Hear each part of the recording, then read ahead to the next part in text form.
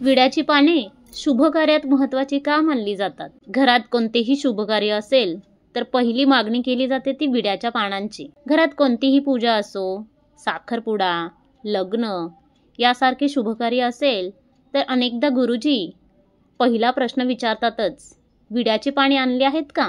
या विड्याच्या पानांना केवळ महाराष्ट्रातच नाही तर इतर धर्मातील लोकांमध्ये सुद्धा तेवढेच महत्त्व आहे बरं का. बंगाली लोकांमध्ये लग्नाला नवरीच्या तोंडासमोर विड्याचे पाने घेऊन मंडपात आणले जाते. तर तेलुगू, बिहारी, पंजाबी या सर्व धर्मांमध्ये विड्याचे पान आणि सुपारी देऊन लग्नाची बोलणी करतात किंवा शुभ कार्याला सुरुवात केली जाते. मात्र आपल्यापैकी कित्येकांना ही विड्याची पाने का वापरली जातात असे विचारले तर कोणीच असं ठामपणे काही सांगू शकत नाही. विड्याच्या पानामागची धार्मिक कथा आपण आज पाहणार आहोत. समुद्र मंथन करीत असताना त्यातून अमृत निघाल्यावर भगवान विष्णूंनी मोहिनी रूप धारण करून अमृताचे वाटप केले. ते करताना त्यात थोडे अमृत शिल्लक राहिले. त्यावेळी मोहिनी रूप धारण केलेल्या विष्णूंनी उरलेले अमृत जवळच उभं असलेल्या नागराज नावाच्या हत्तीला बांधलेल्या खुंटाजवळ नेऊन ठेवले. काही दिवसांनी त्या अमृतामधून एक वेल उगवली. ही वेल नागाप्रमाणे हत्तीजवळील खुंटावरून सरसर चढत जवळच असलेल्या मंडपावर पसरली. ती हिरवीगार पाने असलेली वेल पाहून देवांना आनंद झाला.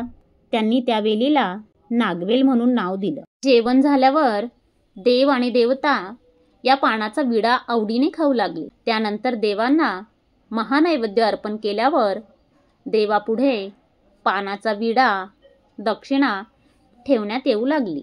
विड्याच्या पानाचे महत्त्व काय? विड्याच्या पानाच्या टोकास लक्ष्मी देवीचा सहवास असतो. विड्याच्या पानाच्या उजव्या बाजूस ब्रह्मदेवांचा सहवास असतो. या विड्याच्या पानाच्या मधोमध सरस्वती देवीचा वास असतो. विड्याच्या पानाच्या डाव्या बाजूस पार्वती देवीचा वास असतो. विड्याच्या पानाच्या शेवटच्या लहान टोकामध्ये महाविष्णूंचा वास असतो व विड्याच्या पानाच्या मागील बाजूस चंद्रदेवतेचा वास असतो. विड्याच्या पानाच्या सर्व कोपऱ्यांमध्ये परमेश्वराचा वास असतो. विड्याच्या पानाखाली मृत्यू देवताचाही वास असतो. म्हणून विडा अथवा तांबूल खाताना बुडाचा भाग काढून मगच सेवन करण्याची प्रथा आहे. विड्याच्या पानाच्या देठात अहंकार देवता आणि दारिद्र्य लक्ष्मी सुद्धा असते बरं का. म्हणून पान सेवन करताना देठ काढून टाकायचे असतात. अवधूत चिंतन. श्री गुरुदेव दत्त. श्री स्वामी समर्थ महाराज की जय.